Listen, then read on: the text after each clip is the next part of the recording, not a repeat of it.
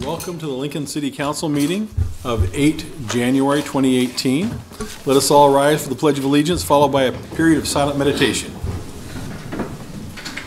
I pledge allegiance to the flag of the United States of America and to the republic for which it stands, one nation, under God, indivisible, with liberty and justice for all.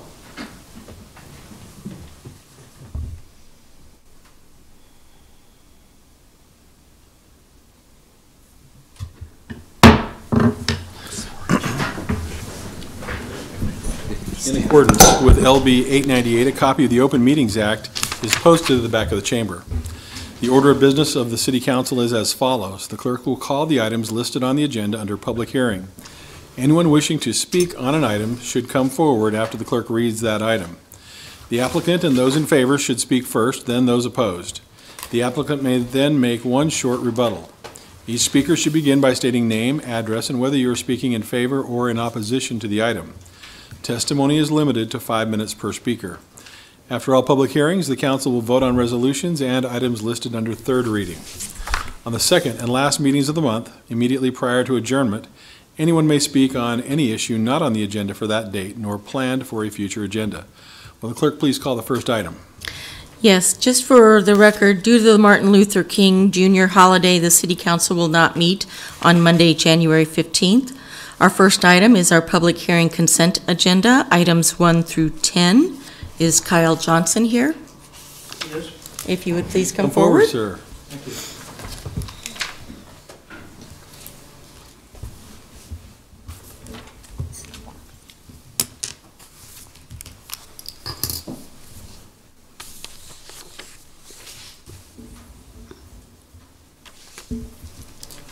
My name is Kyle Johnson. I'm here to be confirmed my appointment to the Capital and Barrens Commission. I'm a lawyer in town. I have an office at 1227 Lincoln Mall in the district itself. I've enjoyed the building forever. My mother was the state law librarian for the Supreme Court for many years, and I knew some nooks and crannies of the building.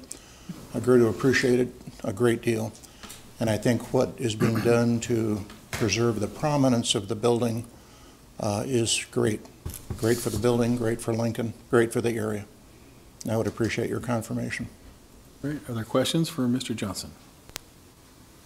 Thank you very much, sir, for your willingness to serve. Would anyone else like to testify on this item? Next item, please. All right, if not, we can vote on these items. Items 1 and 2 were introduced by Gaylor Baird. So moved. Second. Moved by Larry and seconded by Carl. Discussion. Please.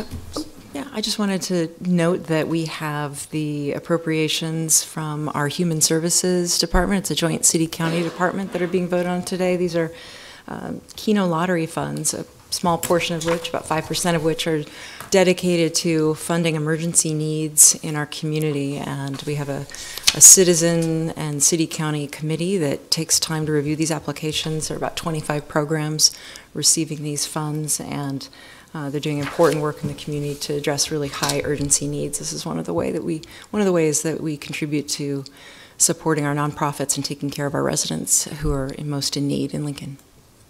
All right. Please call the roll.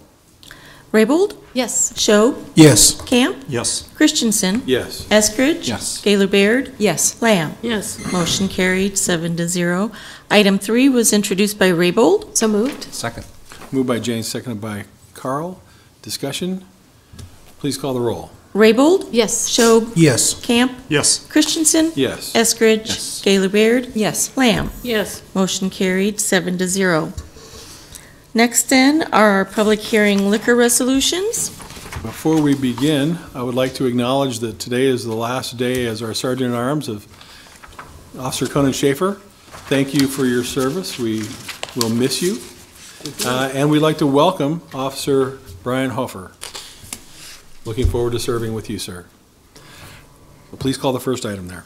All right, our first items will be items 11 and 12, application of Method Cycles and Craft House for a Class C liquor license at 416 South 11th Street, and the related manager application of Deborah Stephen. Please come forward. Would you raise your right hand? Do you solemnly swear or affirm the testimony you're about to give is the truth as you verily believe it to be? Yes, I do. Thank you. Just state your name and address. I'm Deborah Stephen, 4353 Washington, and I am the new owner of Method Cycles and Craft House. Okay. Tell us about your application, please. Well, it's been a very well-run business for the last year. I think they've had maybe a liquor license for 6 months or a year, and I'm just hoping to continue what they've been doing, adding some food, continuing the bike shop business, and I love the concept of the bikes, the coffee, and the cocktails. So that's my hope. Okay. Other questions? Thank you very much.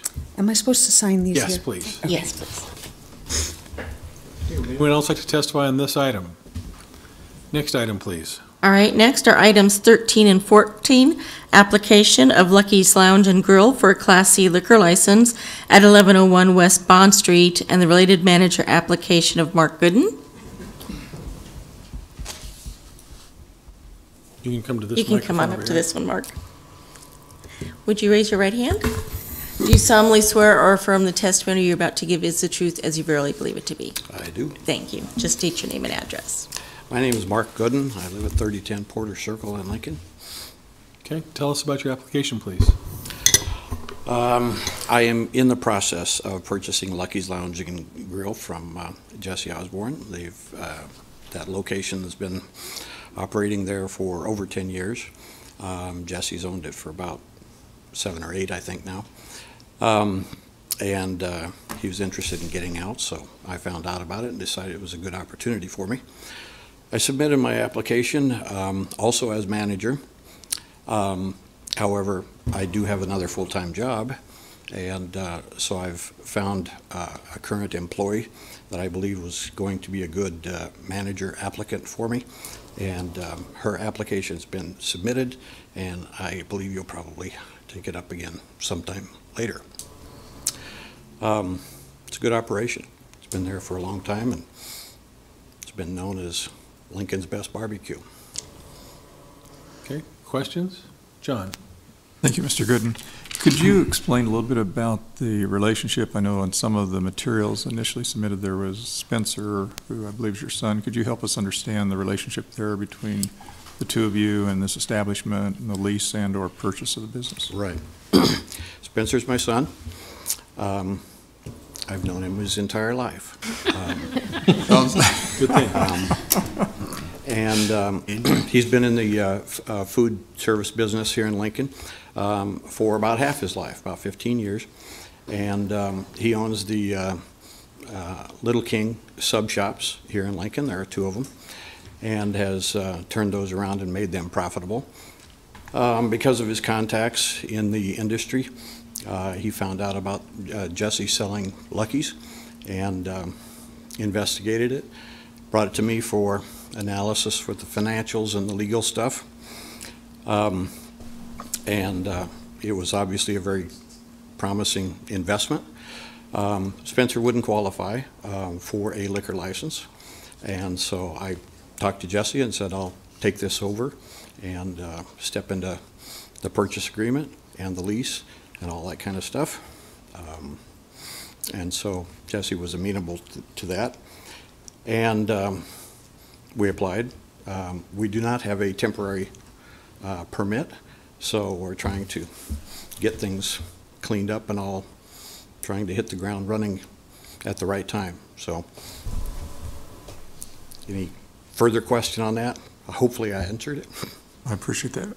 Well, in fact, Investigator Schaefer, would you come forward too from the police department and perhaps give us some more information on this situation, please? Yes, Conan Schaefer, Police Department. On this application, could you give us some more background, please? Yes, I was initially approached by Mr. Gooden's son, Spencer, on at least 2 occasions. I think maybe third time was through a phone call, but where Spencer was inquiring about the purchase and obtaining a liquor license at Lucky's. Spencer had provided me with some documentation that he had obtained on his criminal history, and I observed that he had 2 disqualifying convictions. I advised Spencer of that. He had subsequent conversations with individuals at the Liquor Commission and was advised that he would not be eligible for the liquor license. And I think it sort of started snowballing because I think Spencer, being motivated enough to want to make this deal happen, continued those conversations. And then at some point, Mark, his father, took over, so it raised some questions about Spencer's involvement, or was he really the person that was applying and just putting his father up to make the application? And those are conversations that I had with Mark as well. When we did get the application, Spencer's name was initially listed on the lease as being a guarantor, and which also raised some questions. During my interview with Mark, he indicated that Spencer would have some involvement with marketing and kitchen management, which, in my estimation, had something to do with the operation of the business, and where a disqualified person would not be allowed to be involved with the business. It just raised some concerns. Today, about mid-morning, I did receive additional information from the Liquor Commission, which I just didn't have time to present to the City Council, which was lease amendments and information removing all mention of Spencer from being on the lease. But I don't think that really changed what had happened, what brought us to this point.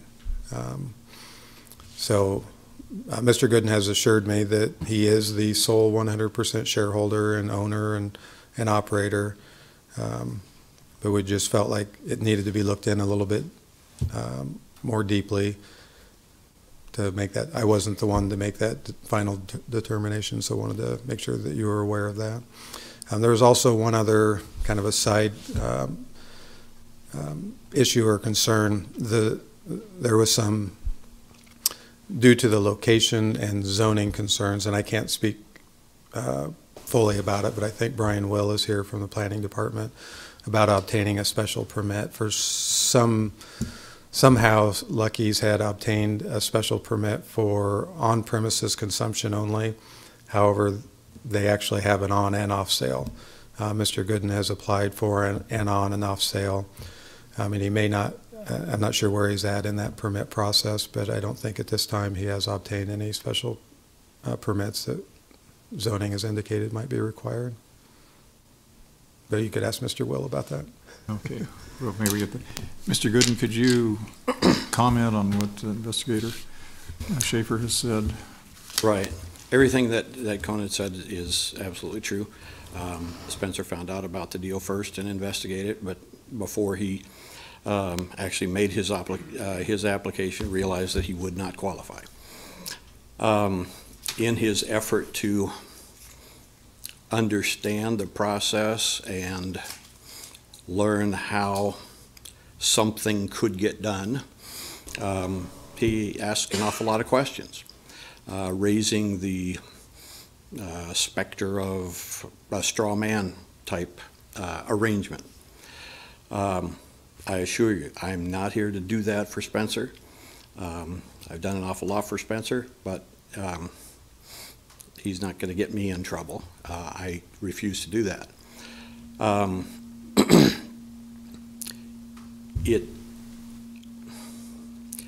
This is an investment for me. It's a good investment. I'm getting closer to retirement. I believe there are staff people in place, including Amy as the liquor manager and the bar manager, that would help me with the liquor side of the operation. And I can't say Spencer won't ever be around, because, you know, he's my son and he knows this business and can make a tremendous contribution to the success of the business. I signed an agreement with Jesse that we would pursue this deal and gave him a down payment. If it doesn't happen, I understand. But my commitment is to do it right. And by asking questions, I understand Spencer could have raised, the wrong impression. As far as the Class C thing, I've learned that we really don't do any off-sale sales significance at all, and so we'll probably change our application or something so that we do not have off-sale at all. Hey, Carl? Yeah, thank you. Thank you. I don't think we have anything more for Officer Schaefer, do we? Thank you. So, I don't know, Lucky's is located in a hotel, right? It is connected to the travel lodge, yes. So, I don't know if that's the off-sale business where an individual could buy a beer or whatever and take it to their room. Is that how it's typically been done there, do you know? No, apparently, the way that I understand the off-sale extent of it was on a Friday night, people would take a case of beer with them. That's, when they leave, but not necessarily to the hotel. All right. So you'd indicated, is it Amy? Yes. Well, you intend that she would be the manager and she has an application? Yes. She submitted? And Conan said that he did receive it, but he hasn't had a chance to process it to you yet. Just kind of thinking out loud, I mean, would seem to make sense that we would postpone this until we get her application and then deal with this at that time? Is that? I would assume that you're going to have another hearing for that, and if you want to postpone mine until then, that's fine with me. Okay, thank you. Carl? I mean, not Carl, John. Over there. That's my other name. Thank you. I appreciate, Mr. Gooden, your comments and all. You mentioned during your initial testimony that because there is no temporary license, so is the establishment just not serving anything, or what's the status right now? Because you indicated there's sort of a time of the essence matter, I believe. That's true. The previous owner's still the owner, and they're operating under his permit, and he's continuing to do the work and the job that he's done before. But he has other businesses and other things going on as well, and so that's why he's wanting to get out. And the urgency is for him, not necessarily for me, but I'd like to get going. Okay. Could we have Mr. Will come up and talk about the zoning, just to make sure we understand that, and then I had some other. Yeah, good afternoon, Brian Will with the Planning Department. Recall that for the sale of alcohol in the city of Lincoln, there are two separate special permits, one for on sale and one for off sale. We do have a record of special permit for on sale for Lucky's Lounge. It is this other component for on sale that we do not. And so They're for on or off sale?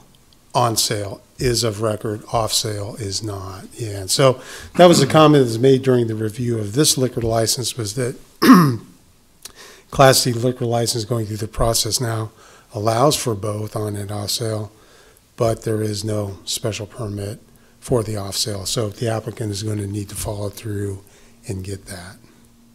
But that was by special permit to do that? Correct. And would you anticipate that would be available, or is there some other element that we should be aware of? No, we've evaluated the property. It looks like it meets the requirements okay. Just, it's a matter of the applicant going through the application process. Those are final action at Planning Commission. Okay, so it's going to be, now the next application deadline is January 17th, so that's about 4 to 6 weeks out before, well, about 6 weeks out before that would potentially be approved. So the applicant could go for just on premises only, and then well, that's yes, that's the dilemma right now. Is the license in process right now is Class C on and off sale. Don't have the zoning approval for all of that, however. So in talking to the applicant, was it you and me that spoke today? Yes. Yeah. So one of the suggestions was, well, just modifying the license. My question was, do you actually have the intention, desire for off-sale, or is, you know, is that part of this or not? And if it's not, just modify your license to allow for on-sale. So that was my advice. I'm not sure really what their intent is. That is my intent. Okay. Mr. Gooden, I have a visit with some of my colleagues before, and this is an unusual situation that in my 19 years never quite experienced. And we act as something of a review and then give our recommendation to the State Liquor Control Commission. And you've talked about time of the essence and all. At that level, they do an investigation, and I know a couple of my colleagues have expressed this is just unusual, and I can appreciate where Spencer may have asked a lot of questions. It raised concerns. One thought I had, and I generally make motions on how we handle licenses, and because of the timing situation and all, and need to change it, if we were to deny the application here, then it would automatically go to the State Liquor Commission for review. They do the investigation, and I think that way, again, as I said, we do kind of a review, not to say that Investigator Schaefer hasn't done his due diligence, but we're just at a different level. But that might also help you on timing and all, and then that, since they have the ultimate say anyway, I guess I'm curious what your reaction is, and I don't know if my colleagues would all support me on that, but that's one thought I had, especially where you talked about these other contingencies and with the current owners and all. Right. I understand that the the State Commission is in the process of evaluating it and setting their first meeting. I haven't heard when their first meeting is. I would prefer not to have a denial from you on the record. Perhaps, you know, tabling it would serve. But I expect to deal with all of the issues and concerns that they may have. And I understand what they are, partly from my discussions with them when they declined the top. So I'm aware of the concerns and aware of the consequences and the possibilities. Well, I appreciate the way you've been open and responding on this. I think that's probably the best way to do it for everyone's benefit, so that you and then your relationship with your son and so forth, that everything is fully understood. So, Cindy? Yes, thank you, Mr. Gooden. Thanks for being here tonight. I saw on the letter from the investigator that you were scheduled for a class this coming Thursday, the 11th. Are you? I had it in my head it was tomorrow, but I'll you double did? check that. Okay, Yeah. Sorry. Well, maybe if it is, don't miss it. Yeah, I just we just said the 11th. So you're planning to go whatever happens. If we delay up here, you would go in Right. either case. Okay. Amy and I are both planning to attend that. Okay, thank you. That's all. You have one, Cindy? I see that we have a couple of attorneys here, but and I'm not sure which would like to speak to this, but I'm curious about what the implications of a delay are for this application, or if can they be consolidated when Ms. Amy can't remember her name, is brought forward. No, the manager that Mr. Gooden has selected. Yeah. Good afternoon, Tanya Peters, City Attorney's Office. Unfortunately, delaying is not going to work. We have the 45-day review period, and just kind of looking at it, it looks like the 15th would be the 45-day, and obviously you don't have City Council meeting on the 15th. So today is either approve it or deny it. If you don't take action on it, it will be considered automatically approved. So. Okay. In the resolution, I'll point out, we did have some language on line 9 through 15 regarding Spencer's involvement, and line 16 and 17 to require the special permit. So if you choose to approve it, the draft resolution you have requires, prevents Spencer's involvement and requires him to get a special permit. The other thing, just kind of comment, you haven't asked this question, but to modify his application, he has to submit a new application. So he can't just say all of a sudden now I'm going from a C to an I. So he has to submit a new application. So if that's the plan, it's probably better that he just withdraw everything, go back to the drawing board, start all over again. So. Okay, in that light, sir, would you care to withdraw your application at this point in time, or would you rather us vote on it? Can I say one thing? I'll just ask what your opinion is. We would need him to contact the Liquor Commission saying that he's withdrawing it before you guys, Okay. before you do anything, Got it. because Okay. we need an official from them. Okay, But if, one more point, but you said because we don't have a meeting next week, the 45 days would elapse, so if we didn't do anything today, that would be automatic approval. Right, he would basically needs to send an email now saying that he would like to withdraw his application so that we have some communication to the Liquor Commission. Because what's happened in the past is somebody has said, oh, I'm gonna withdraw it, they don't withdraw it, and then in hopes that you guys trust them and then it moves forward. I'm not saying that is with this applicant, it's just our process is you have to contact the Liquor Commission to withdraw it before council, basically takes it off their agenda, so. Lyrian? Ms. Peters, do you have a copy of the resolution that you were mentioning? Because it's not linked online. We've got a new I know, I noticed that too. website. I will pass my copy around, I highlighted it, but. Thank you. Now, I have another question for you, Tanya. So even if it doesn't say that in the resolution, those are still conditions that apply by state law, correct? Which part? The part where his son cannot participate in the business? Well, the Liquor Commission and the city will put that on record. And so if you approve it with those conditions and the Liquor Commission approves it with those conditions, it will be on the license itself and on the website so that there's a tracking history of it and it's enforceable. Otherwise, if it's not brought to the Liquor Commission's attention, there would be nothing that would prohibit his son from being involved and no one knowing about it. So this just kind of lays the rules on if Mark gets approved, that your son should not be involved in the operation of it. And if we find out, we will come back on the liquor license. And we've done this in a couple other locations before. Omaha has done it, Grand Island and Kearney and different places. If you get on, you can see some other places where people have been limited. A lot of times they're felons or they have some other lying before city council and before the Liquor Commission. That was one example. But we've had some other straw men type situations where we put those restrictions on. Okay. John? Again, following the chronology here, it sounds like if, as Mr. Will said, they'd have to go to Planning Commission to then to get the off sale, which is what's been applied for, but have to totally do a new submission. We need to do something now. And there sounds like there are three options here. One, we could approve it. Number two, we could disapprove it, deny it. I guess there are four options. We could just do nothing, and then we could also let Mr. Gooden verbally tell us he's going to withdraw. But still, there's a time element, and he really can't go to the Liquor Commission because he can't. He's going to have a time delay no matter what. In all honesty, they're going to set him up for a show cause hearing. So he's looking at probably at least 30 days out before he gets a hearing from them. So if you approve it, just so you know, their first hearing this year is on the 17th. Right, and we have one set, but I don't think that his will be on that agenda. Right. Yeah.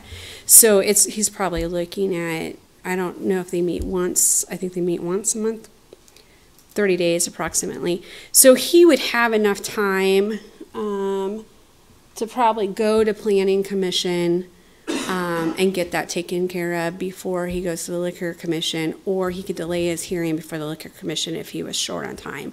He could get that special permit issue taken care of.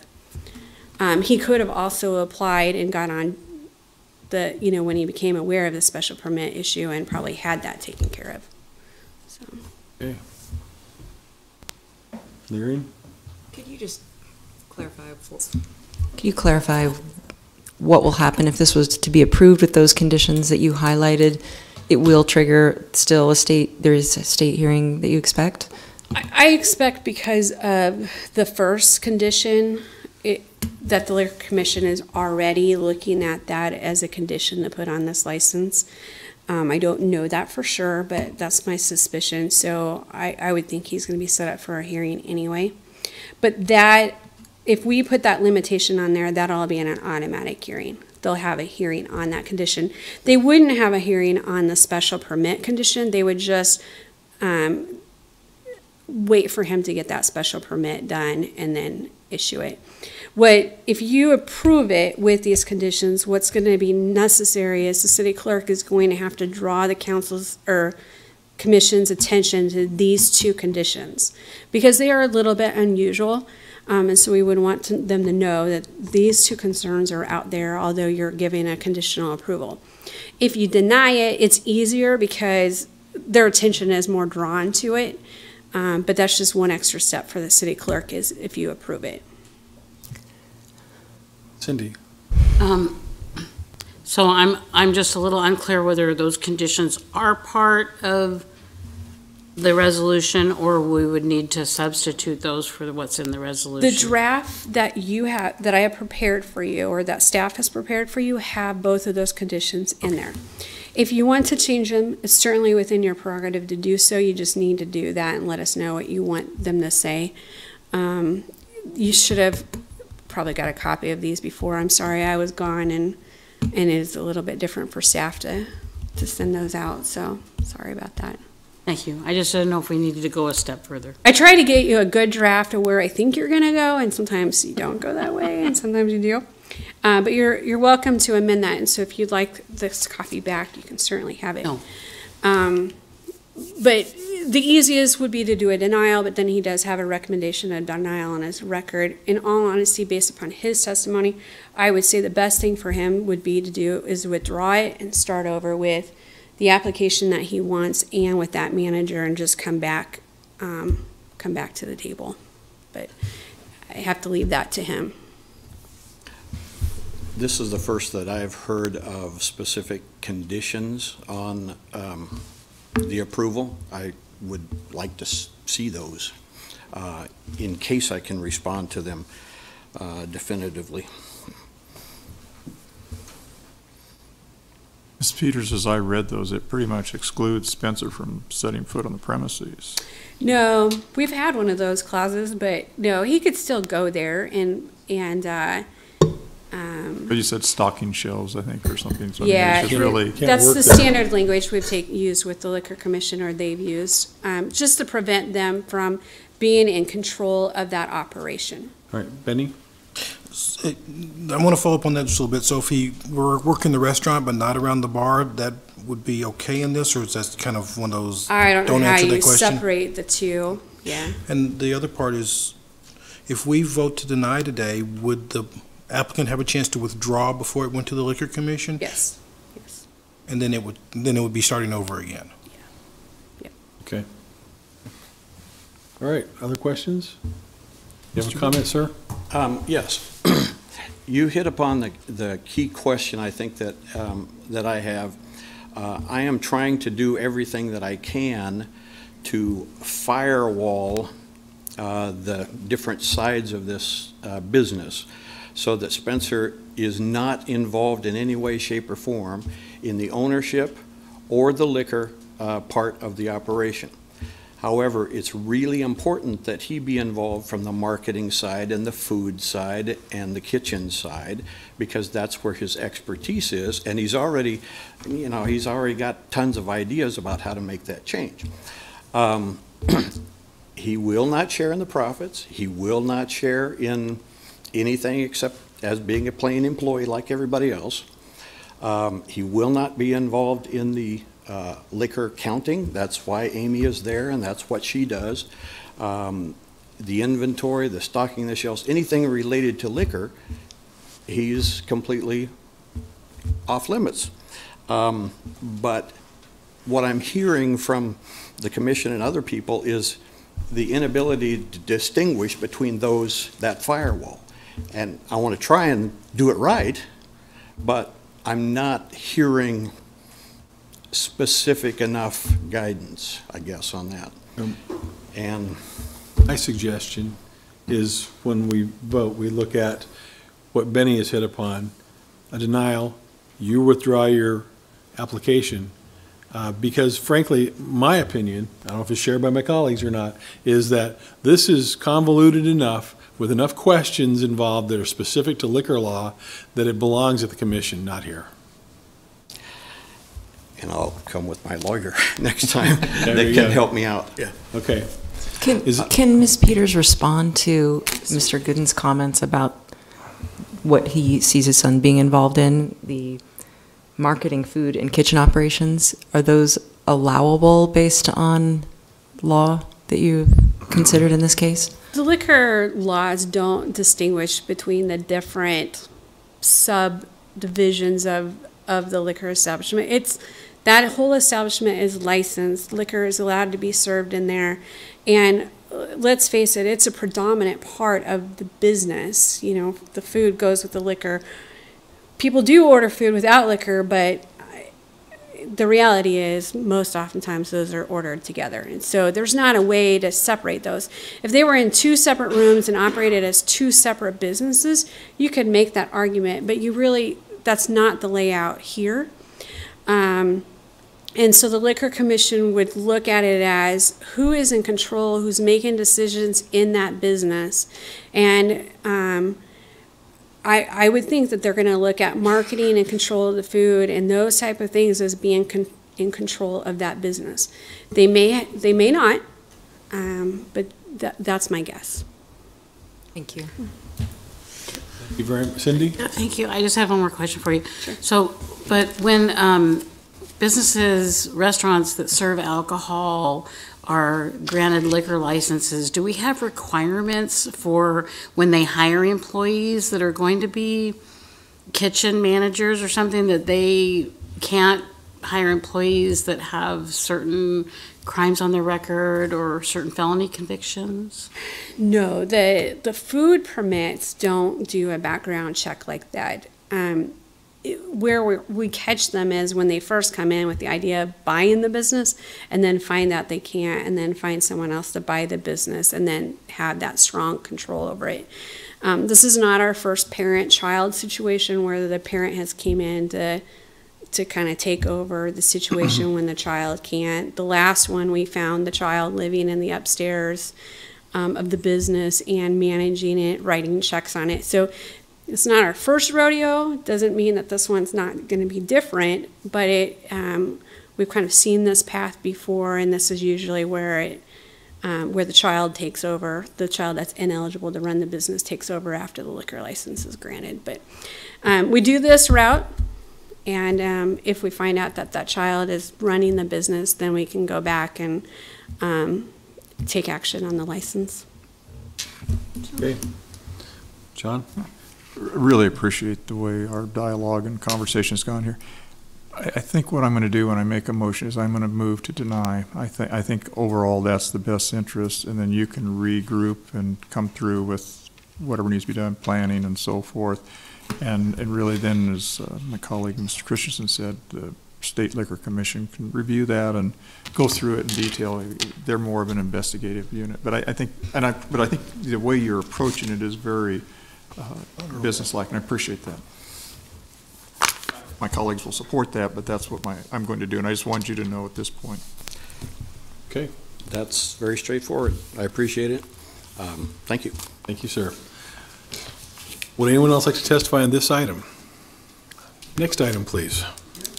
All right, next is item 15, manager application of Christina McCracken for Blink Restaurants, doing business as Iron Horse Bar and Event Room at 728 Q Street, Suite B. Ms. McCracken, you can sign that after you testify. Oh, sorry. Yeah, that helps. Would you raise your right hand? Do you solemnly swear or affirm the testimony you're about to give is the truth as you verily believe it to be? Yes. Thank you. Just state your name and address. Christina McCracken, 444 F Street, Lincoln, Nebraska, 68508. Okay, please tell us about your application. We currently have a location for the last, I guess, a year and a half, and we do private parties out of that location. Before that, I think the cask was there. And occasionally we do open for game days to the public and then before events. But Okay. Questions? Thank you very much. Thanks. Would anyone else like to testify on this item? Next item, please. All right, next is item 16, manager application of Christopher Cowan for Carrie Johnson Oil Company, doing business as Easy Go number 80 at 2555 O Street and Easy Go number 81 at 8411 Windmill Drive. I will note for the record that we have received a request to withdraw this application. I would make that motion to withdraw. Second. Moved by John, seconded by Jane. Discussion, please call the roll. Raybold? Yes. Schob? Yes. Camp? Yes. Christensen? Yes. Eskridge? Yes. Gaylor Baird? Yes. Lamb? Yes. Motion carried 7-0. Sure, I would note, though, that if there is somebody here who Yes. wanted to testify, They're sure welcome to do so. Okay. And with that, Mr. Chair, since that's the end of our liquor section, I would move approval of items 11, 12, and 15. Second. Moved by John, seconded by Lyrian. Discussion, please call the roll. Raybold? Yes. Schob? Yes. Camp? Yes. Christensen? Yes. Eskridge? Yes. Gaylor Baird? Yes. Lamb? Yes. Motion carried 7-0. And Mr. Chair, as I mentioned earlier, I'm going to move denial of items 13 and 14. Second. Moved by John, seconded by Lyrian. Discussion? Yeah, Carl. just also the thing that John didn't communicate to Mr. Gooden was the fact that he can contact the Liquor Commission and withdraw that, and so Right. that's something that you can And that, I think that's our recommendation, that's what happens. So, further discussion? Please call the roll. Raybold? Yes. Schob? Yes. Camp? Yes. Christensen? Yes. Eskridge? Yes. Gaylor Baird? Yes. Lamb? No. Motion carried 6-1. Next then are our public hearing resolutions. Item 17, approving a contract between the city and Continuum Employee Assistance Training Consulting for Employee Assistance Program Services for a 3-year period from January 1st, 2018 through December 31st, 2020. Doug McDaniel, Human Resources, a 3-year contract with Continuum EAP. They serve as our employee assistance program for the city, also serve as our substance abuse professional for our DOT drug testing processes. Okay, are there questions? Lyrian. Thanks, Doug. Is this a new contract, or if not, is there any changes from the previous? There are no changes. There is a slight increase in fees. It's the same contract we had with Continuum the last 3 years, which was for the period of 2015 through 2017. Okay. So everything remains the same. Okay. And these services, do you have a sense of how often they're used? Yes, I can give you information on utilization rate is 8%. 191 employees and families receive services. This is for the calendar year 2016. We don't have 2017 statistics yet. 29 management referrals, 158 EAP management referrals, and 1,662 different activities recorded. The national utilization average is 3 to 4.5%, where our Continuum EAP at the city is at 8%. We have quite a bit of data we can share, but overall the return on investment is well over $250,000, basically. Other questions? Thank you, sir. Thank you. Would anyone else like to testify on this item? Next item, please. All right, next is item 18. I'll call items 18 and 21 together. They are special permit 1219N, application of Bryan Med Center for authority to amend special permit 1219M to allow Bryan Med Center East to construct wall signage larger than 50 square feet and amend their campus signage plan on property generally located at 48th and A Streets. And then they also submitted text amendment 17020, amending Title 27 of the Lincoln Municipal Code by amending Section 27.69.260 to revise the sign provisions for non-residential healthcare facilities and post-secondary schools, and repealing Section 27.69.260 as hitherto existing. Good afternoon, members of the City Council. Danae Kalkowski. I'm appearing today on behalf of Bryan Medical Center. Also with me today is Don Sheets, the Facilities Director at Bryan, and Bob Norris with Nebraska Sign and other representatives of Nebraska Sign. So in the end, if we have any questions, they'll be available to help answer any questions you might have. I asked Teresa to call both of these items together because the applications were initially submitted together, and it just made sense to me to talk about them together and maybe just save a little time as we go through them. So I may need just an extra minute or two as we go through both of them. But a couple months ago, Bob Norris and I met with Planning and Building and Safety to address or discuss some additional building signage for the Bryan East campus. And the reason that Brian was looking at adding some additional signage was to assist with some wayfinding on the buildings out there on their east campus. Bryan exists as a healthcare facility, and so they exist under a special permit under there. And so the signage code provision 2769-260 addresses signage for non-residential healthcare facilities and also post-secondary schools. So signage is really addressed in two ways out there. Number one, by that provision of the signage code, and then number two, by the special permit. Because the special permit, the signage plan required under the code would be provided as part of the special permit. And if the applicant wanted additional signage above what was required by or allowed by the zoning code, they could still request it under the special permit, and City Council could allow that additional signage. So that's pretty typical with our special permit sections. So we're requesting both an amendment to Bryan's special permit, which is 1219, and then also planning asked us to submit an accompanying amendment to the text. So we also have that in front of you today. So I'm going to start with just going over briefly some of the provisions that we're requesting for amendment in the text.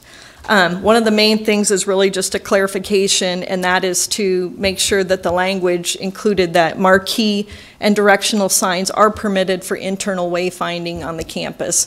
I think what we found is we already have some of those types of signs that were shown on the sign plan, and they've been permitted, so this is really just a cleanup to make it the same as other sign provisions to allow those type of directional signages. And then the other two components are really to maybe expand the ability to do some signage out here.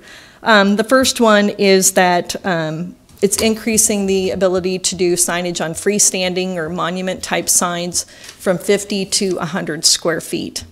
The current zoning ordinance also has a distinguishment between signs that might be located on a major street versus those on a minor street, and we're requesting that that distinction be removed. And really the rationale for removing the distinction is that there's really other things that are more impactful than just the size of the sign on sides of these types of facilities that are facing residential districts. So the sign is really just one component of that. And then the second one, which is most applicable to what we're here asking for today on behalf of Bryan, is that with respect to wall signage, the current zoning code allows multiple but only 50 square feet wall signs on buildings. And so the zoning text would change it to allow up to 200 square feet of wall signage, or 30% of the wall signage, whichever is less. So instead of having, multiple 50 square feet signs, we're going to look at it more from a overall compilation of square footage, and 200 square feet seem to be a reasonable amount of signage that could be allowed on these types of buildings. I think there's a couple reasons why we feel the change in the size of the signage is appropriate. Number one, they only apply to a campus setting.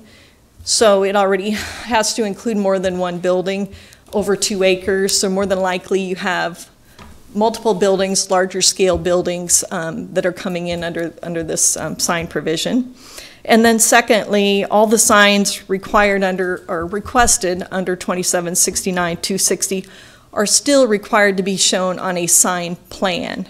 And there's specific language in the signed ordinance that says the sign plan has to be designed to minimize adverse impacts on surrounding property. So even though the text amendment may allow larger signage, it's still subject to the review and adjustments at the time you're coming forward with your sign plan as part of your special permit. So I think there will be ample opportunities to continue to address impacts if we have those. We took the text amendment to the Mayor's Neighborhood Roundtable before Planning Commission, had some nice discussion about it, and then that moved into Planning Commission. We also had a lot of discussion and addressed questions that were asked with respect to the zoning text amendments. Planning staff report did recommend approval, and we did receive unanimous approval at the Planning Commission to move forward with those text amendments. So that sort of sets us up here now for the specific then amendment to the Bryan special permit related to signing. I'm going to go ahead and maybe show you the signs that we're talking about that Bryan is asking to have added to their campus.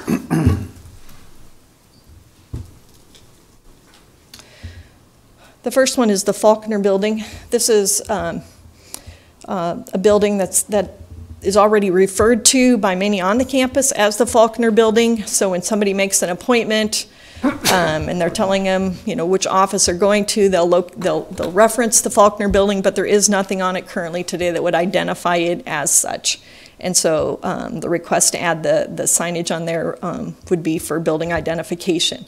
This is one building that, if the text amendment is approved, we would still be asking for your approval, because there's already the existing Bryan Hart sign, which is a 100 square foot sign. Doesn't look that big on that big building, but it's already 100 square feet. So if we added this sign, we would be over that 200 foot minimum.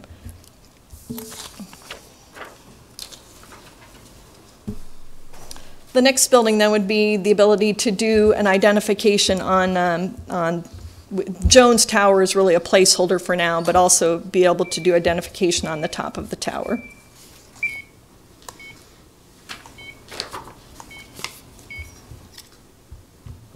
And that one would just be allowed by right. It wouldn't necessarily take an amendment to the special permit if the zoning text were allowed. And the same thing with these two. Again, the Edwards building, again, like the Faulkner, is already a building that's referred to by people utilizing the campus. And the Smith Tower is just a placeholder name at this point. And then the final signage would be on the new building that faces A Street. On this one, they'd be allowed by right to put the 5055 on the building because it's basically an address. We're asking that they be able to identify it as building, similar to the identification on the others. And then they'd also like on this one to be able to put the Bryan logo on there. So this is one, again, that would be over the 200 square feet if you took the entire 5055 building and the logo that we would need City Council approval for. Ms. Kakowski, on that particular one, so instead of the 5055, you would put the Smith building? They want the flexibility to be able to identify it as the 5055 building. As soon as it'd be one or the other, it wouldn't be both. So right, right, it'd be one or the other. And then the other one for the Bryan logo, is that a relief or is that a square sign? I see it's a little bit whiter in the background. Is that just to put it on the drawing? I think that's just to put it on the drawing, because it'll be the shape of the logo, is my understanding. Okay. I have a question about that. Marion, go ahead. Okay, go ahead. What street does that facade face? This facade faces A Street. Okay. And so you have the A Street, the entire parking lot, and then the building set back toward, you know, the interior part of the campus. And so the distance to the nearest residential from this building is roughly? Almost nothing. The fire stations across the Fire street. stations across the There street. is a backyard of one. Maybe Half a ball. I think it's over 3. Question first is that illuminated, the logo? You're going to have the back on the logo illumination. Okay. I'm Don Sheets. I'm Director of Facilities at Bryan Medical Center. And it's over 200 feet from that side of the building to the houses on A Street. Okay. And it is not an illuminated logo. It's not illuminated? It is not. The Okay. 5055 would be. Is it, but it's backlit or something? Yeah. Okay, thank you. I'm just trying to address the concern of Yeah. light into homes, windows. So the main purpose really for the signs is to assist with wayfinding for patients, their families, and the publics.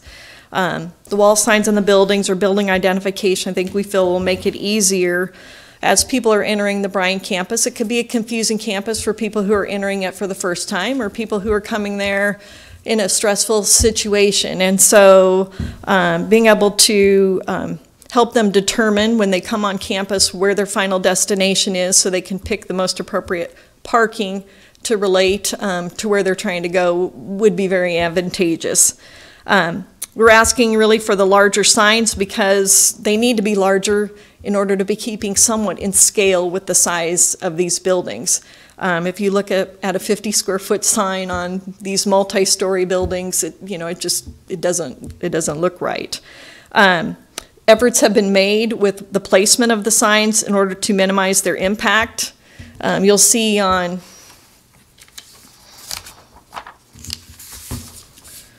the Faulkner building, also on the Edwards building, we were able to pull those signs down, and then they'll be visible from people coming into the campus, but not visible for those, exiting. All of the signs on those 4 interior buildings are really just related to the interior campus and not to the exterior. So the only signage really that's visible to exterior neighbors is that 50-55 building. And then there we have quite a bit of separation between the building and A Street. While you're mentioning that, do you not also plan on a monument sign on A Street, similar to what you have on 48th? Or? The monument signs have already been approved as part of the sign package, John, so they're already in compliance with what the zoning So this is would additional allow. and larger signage? Yeah, Okay. these are just the things. Trying to get a feel for Yep. what the whole campus is going to have as far as signage. And I mean, it's a great facility. I was born there, so. Well, one of the former buildings.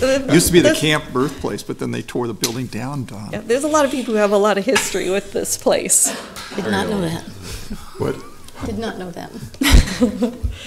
I think, just sort of in conclusion, I think this signage is important for wayfinding, attempting to make it as easy as possible to locate where people are going and identify their adjacent parking as they're entering the campus, trying to make this as least stressful as for people, as they're coming onto this campus and finding them in a situation, where they need to be visiting. Planning Department recommended approval of the amendment to the special permit. Again, we received unanimous approval from the Planning Commission, and Don or Bob or I would be happy to answer any other questions you might have. Carl. Thank you. So there are a lot of buildings, Brian, and you can walk from building to building and never see these signs outside. So how about interior signage? We already have interior signage for the Okay. Edwards and the Faulkner buildings. Okay. I must have missed it. That's part of our problem. Okay. Okay. Other questions? Thank you very much. Great, thank you. Would anyone else like to testify on these items? Mr. Chair, could I clarify, one of these is a resolution, one of them's an ordinance. We're Did going you to want vote on the resolution today and the ordinance next week. Okay. 2 weeks. 2 weeks. 2 weeks, yeah. Okay. Next item, please. All right, next is item 19, pre-existing use permit 3, A as in Apple, H as in Henry. Application of Campbell LLC to amend the boundary of the Gateway Mall use permit by adding property and authority to construct a total of 300 dwelling units and 70,000 square feet of commercial space or some combination of both, including waivers to increase the maximum building height from 40 feet to 55 feet, and to reduce residential parking requirements from 2 to 1.4 stalls per dwelling unit on property generally located at 6400 Q Street. Someone here to testify on this item?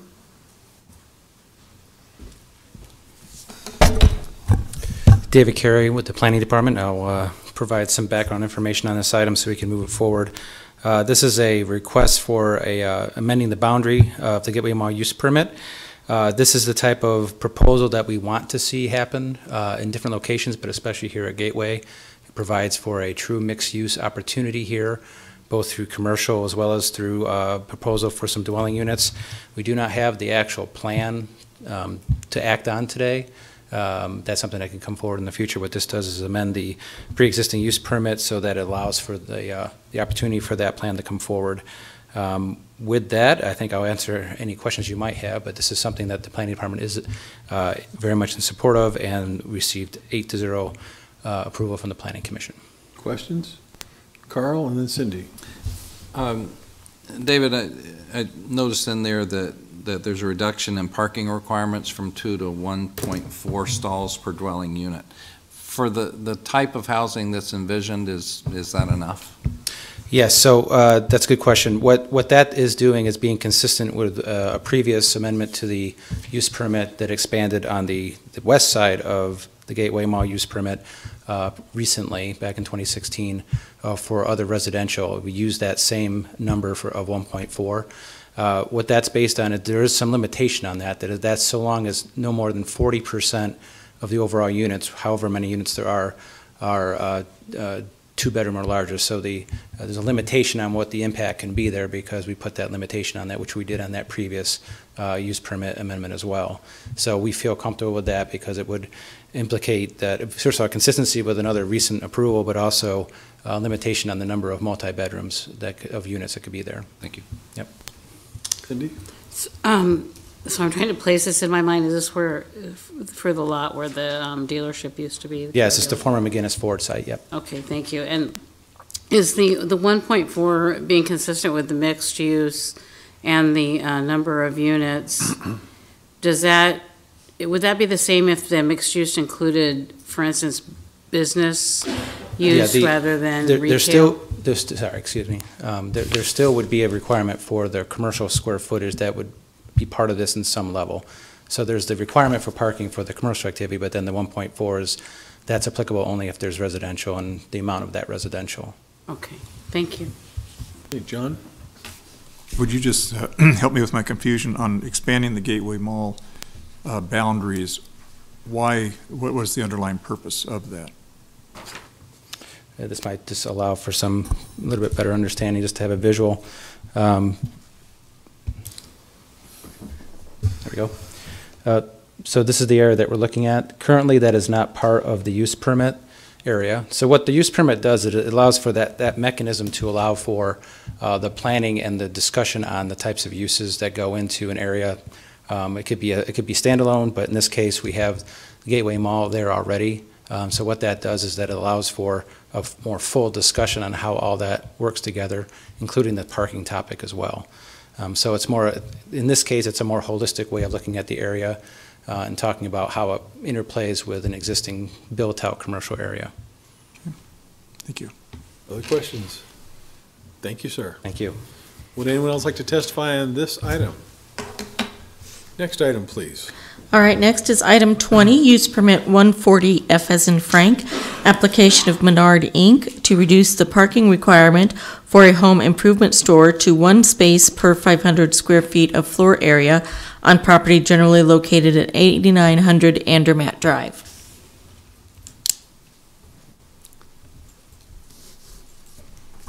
David Carey again with the Planning Department on behalf of the applicant, Menard Incorporated. This is the third iteration of coming forward for this site for a reduction in the required parking, and the Planning Department and the Planning Commission are in support of this, mainly because what this does, first of all, the previous reductions in parking requirements did not show any adverse impact on the area.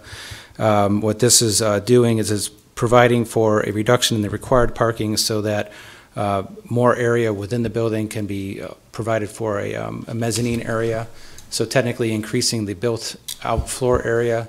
But the type of use that's going on here is not going to generate significantly more traffic or activity. It's more in support of the existing use there. Something to note here is that if the use were to change in this site, especially if there's to be a full redevelopment of the site, that the parking requirement would revert back to the original parking requirements that we have. And then we would have another discussion at that time with that new project. So this does have some safeguards so that if there's a significant change in the use with more traffic being generated, we would be reverting back to the regular parking requirements. I can answer any questions you might have. Irene? Thanks, David. The applicant provided a table of parking requirements in many different locations throughout the Midwest, and it was a way of showing how great and significant the parking requirement in Lincoln is relative to other cities. Is that something that you're aware of existing across the board? Do we have particularly stringent parking requirements in our community relative to others in the Midwest? I think you can see kind of a range of examples across the country. I think this being the latest example, if you recall, we've had some other recent B5 district reductions in parking, almost in every B5 district. So I think it's something that we could look at to just simply change our parking requirement, but we would want to base it on a more bigger market analysis to make sure that we're not changing it to a level that we're not comfortable with. But this is just another example of the possibility of needing to look at that. Is that more true for newer developed parts of the city as opposed to the urban core? I know you've already loosened some of the restrictions in the older neighborhoods. Yes, so we've had other recent reductions in the required parking based on certain site-specific conditions. So it could be across the board that we might want to do that more, hefty look at our parking requirements. In a general sense, we don't want to overpark because it's lost space for the ability to develop. But at the same time, we don't want to cause a nuisance on adjacent neighborhoods or just simply not allow the site to work well. So there's quite a bit of moving parts there, but you picked up on something that we picked up on a staff level, which is perhaps we should be looking at our parking requirements more. Okay, thank you. John and Benny? Yes, Mr. Carey, you were talking about reverting back to the existing standards. What are those in a case like this? Yeah, so I'm going to have to look at the staff report more closely. Under the retail or what have you, if that's 1 to 300? Yes, I think it's 1 to 300. I don't have that note right in front of me, to be honest with you. Okay.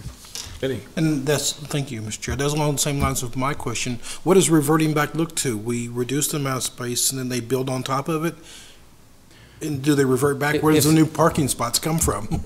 Yes, so that's a good, in this case, the thoughtful process that this has taken actually is that there's outdoor storage available at the Menards. And so that outdoor area could revert back to additional parking if it was necessary, outside of the existing building footprint. Okay. So that is one way that we could handle it that way. Thank you. Okay, anything else? Thank you very much. Thank you. Would anyone else like to testify on this item?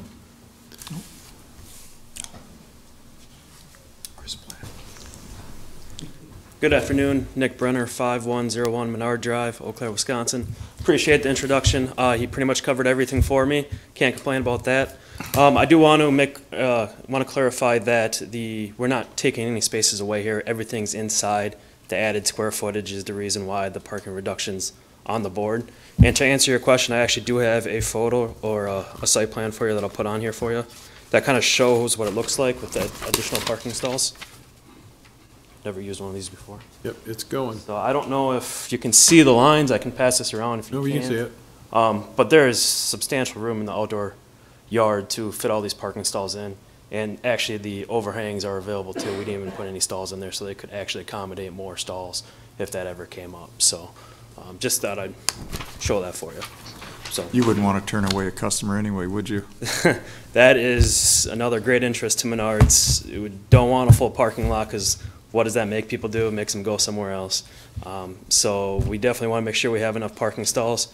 We have by far enough parking at this store. That list that I provided, those are all new stores, current prototypes that have been approved in the last 5 years. So you can see that our average parking stall is usually in the lower 400s. We got 685 here. So quite a bit extra. Okay, thank you very much. Anyone else like to testify on this? Next item, please. All right, next are our public hearing ordinances, second reading. I'll call items 22 and 23 together. Annexation 17023, amending the Lincoln corporate limits map by annexing approximately 21.16 acres of property generally located at Northwest 48th and West Holdred Streets, and the related change of zone, application of Ring Neck Development to amend the I-80 West Lincoln Business Center planned unit development for a change from AG Agricultural to R3 Residential PUD and H3 Highway Commercial District PUD, for a planned unit development designation of said property, and for a development plan which proposes modifications to the zoning ordinance and land subdivision ordinance to allow for a mix of commercial and residential uses at Northwest 48th and West Holdridge.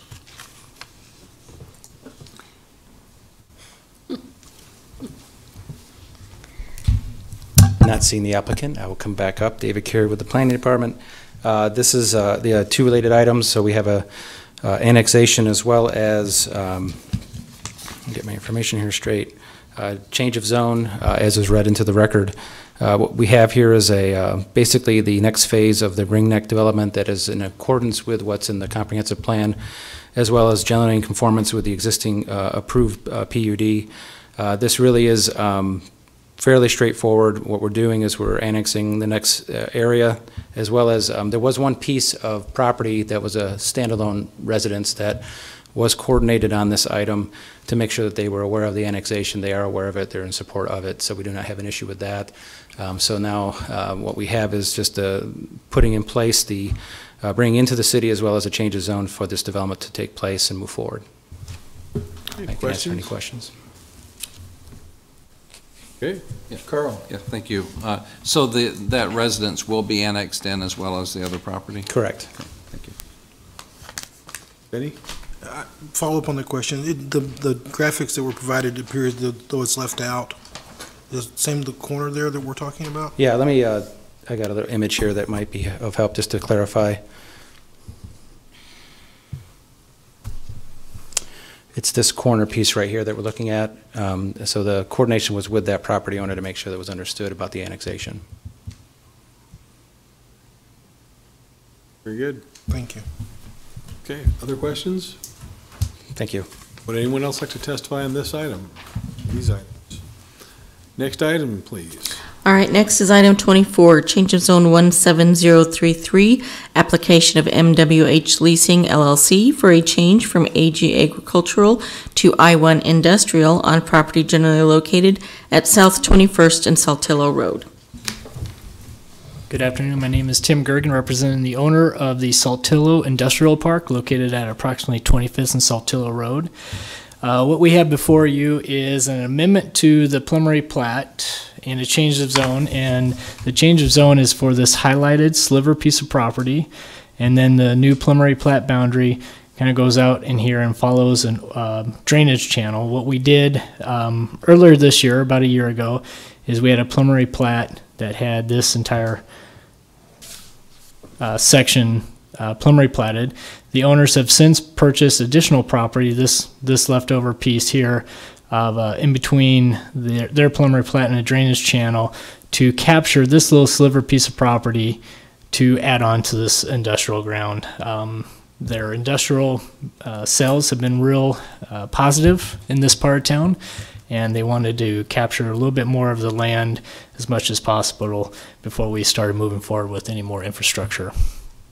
And I can happy to answer any other questions you may have. Questions? Very good. Thank you very much. Would anyone else like to testify on this item? Next item, please.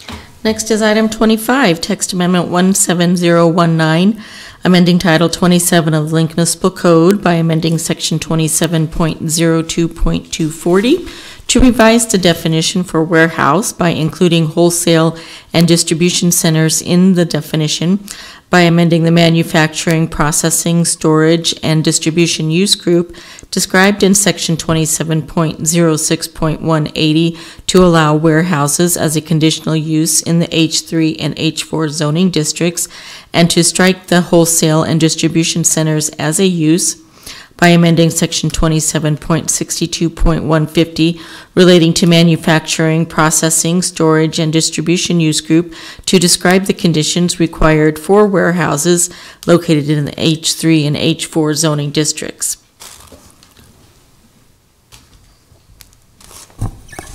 David Carey with Lincoln Lancaster County Planning Department, coming before you as the actual applicant on this one.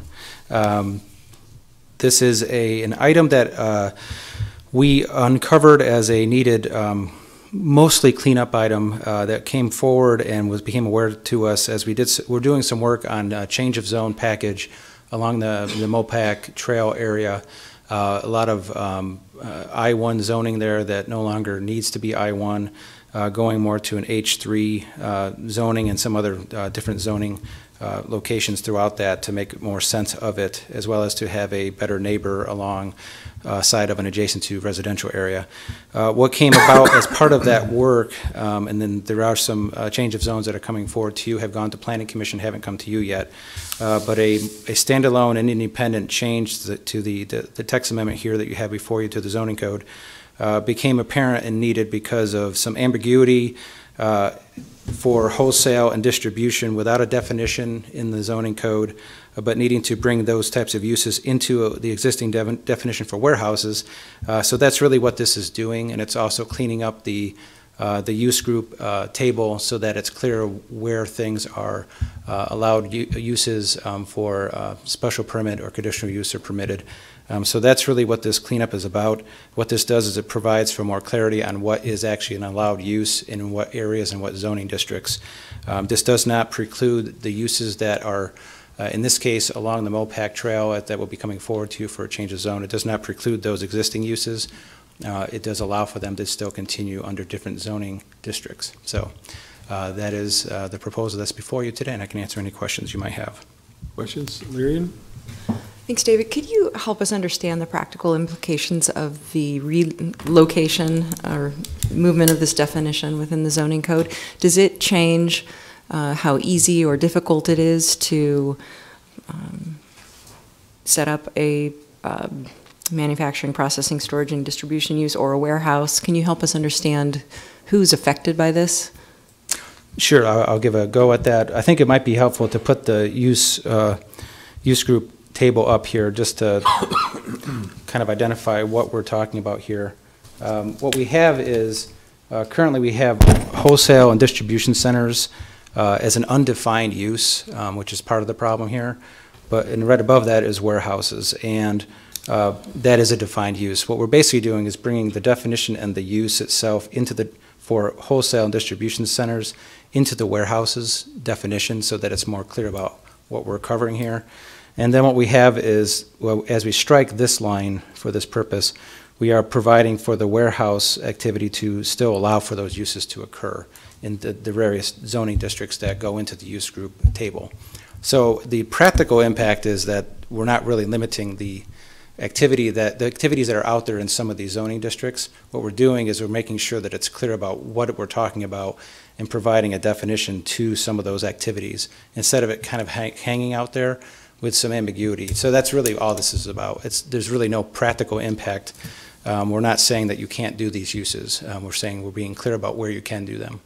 Is that changing, though? I mean, the table gives direction on where things are allowed. So is there any, right now, if it's not defined and it's separate, are its allowable placements changing by redefining it?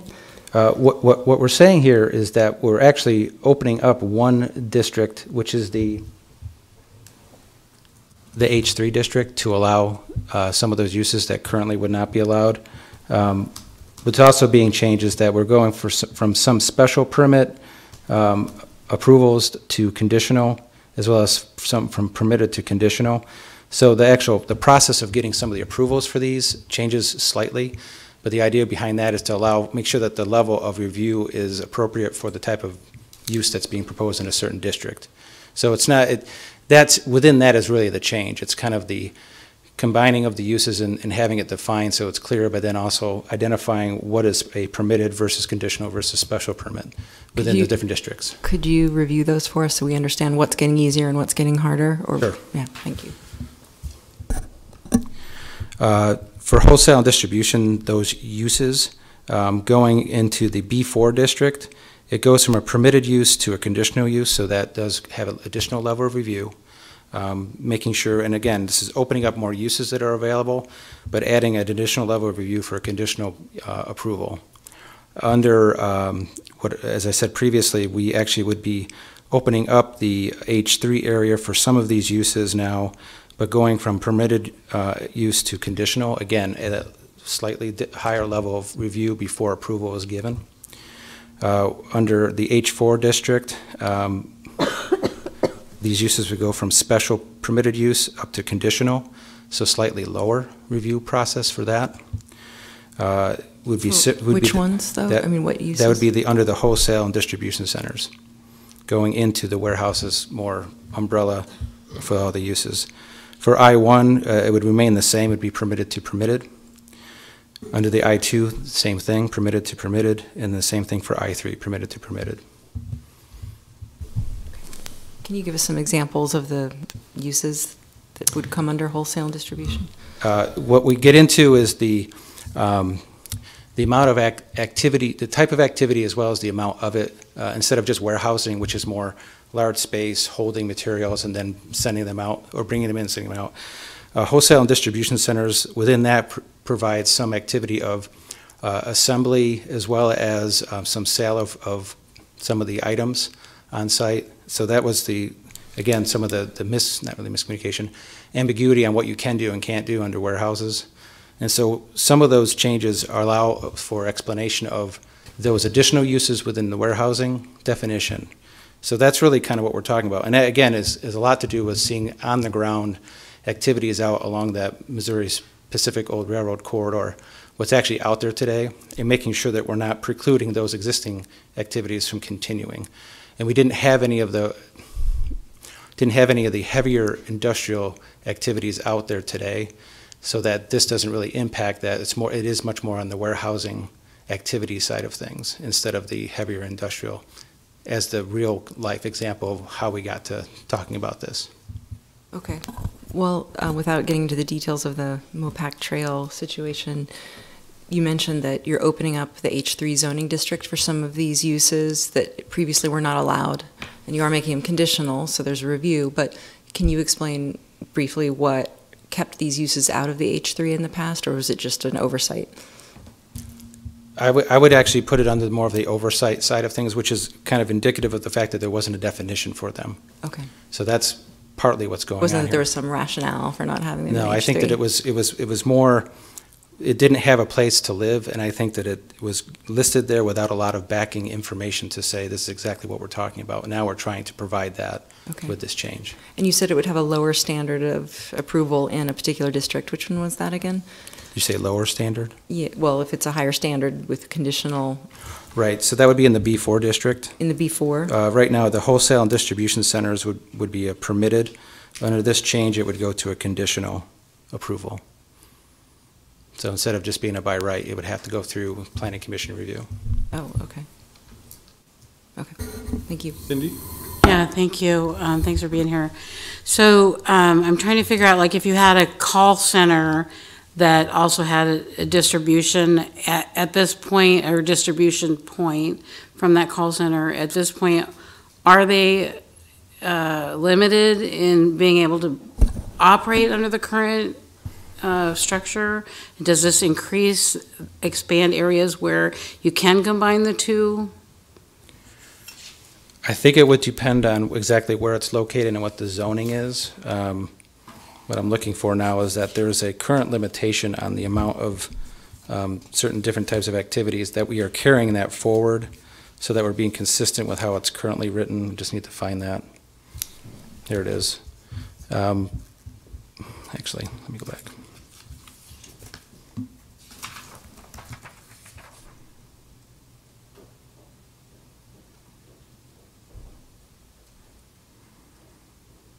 Okay, so within the definition, what we're saying is we're pulling into the definition the limitation on that the buildings, portion of buildings, or accessory uses to such buildings shall not be deemed a warehouse when direct retail sales to the public is the primary use, or where less than 50% of the floor area is for storing tangible products for distribution to retailers, industrial, commercial, institutional, or other businesses, or to other wholesalers. So that is a piece that's actually currently in the highway commercial use permit that we're striking there and bringing into this. So basically what I'm saying and trying to answer your question is that we're being consistent with how we already are dealing with these situations, but we're trying to bring clarity to the zoning code so that it's not in different locations or there's a lack of information on what we mean by some of these uses.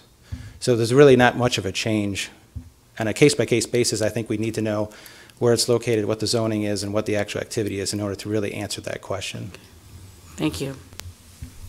Thank you, Mr. Chair. Dave, thanks. A couple months ago, I was at a neighborhood community meeting, and this topic came up for discussion. And the residents there led me to believe that there was a public meeting or a hearing. I see from the notes that no one came to Planning Commission. Was there another effort to reach the neighborhoods and talk with? I think you might be referring to the effort that we have still ongoing with the change of zone proposal that is along the Mopac Trail area. So there were numerous meetings, and there's still ongoing discussions with some of the property owners. So that this being a standalone text amendment is not the change of zone that has a lot of interest in it. So this is... I think I am confusing the two It doesn't surprise me that nobody showed up for this, to be honest with you. But I think there will be others that will show up for the future. I think I've confused my issues. Okay. Thank you, I appreciate that. But I guess while Benny's raised the issue, what is the relationship, again? Can you be more specific about the relationship between this text amendment and that change of zone, since they're clearly connected somehow? It is about the actual uses that are out there today on some of those lots and some of those properties. And it became apparent that this was, the way that was set up currently is not clear, and we needed to clean it up. Really what's happening with the change of zone is the proposal to go from I industrial zoning to a lower zoning, but still the uses are still allowed within the lower zoning. So there's not really an issue there for the change. So that's the relationship. So we're cleaning this up ahead of time. This should happen regardless of that other change of zone. That's really what we're saying today. Okay, thank you.